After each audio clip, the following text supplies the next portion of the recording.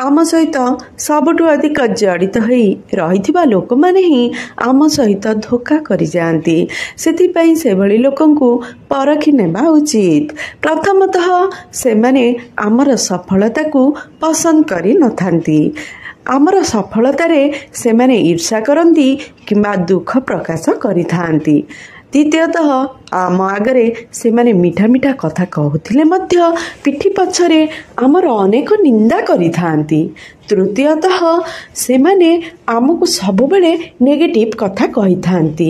कोनोसी गोटे भल काम करबाकू आमको प्रोत्साहन देबा पूर्वरु सेमाने आम मनरे नेगेटिव थॉट भरिथांती जे तमे एई कामटी करि पारिबनी, तो द्वारा एई काम करिबा संभव नुहे। तेणु एभली लोक मानकू थरे परखि नियंतु, सेमानकठु निजको दूरे दियंतु। दूरत्व द्वारा तमे सफल मनीष होई परिबो एवं धोखारु मध्य बंची जीव। धन्यवाद।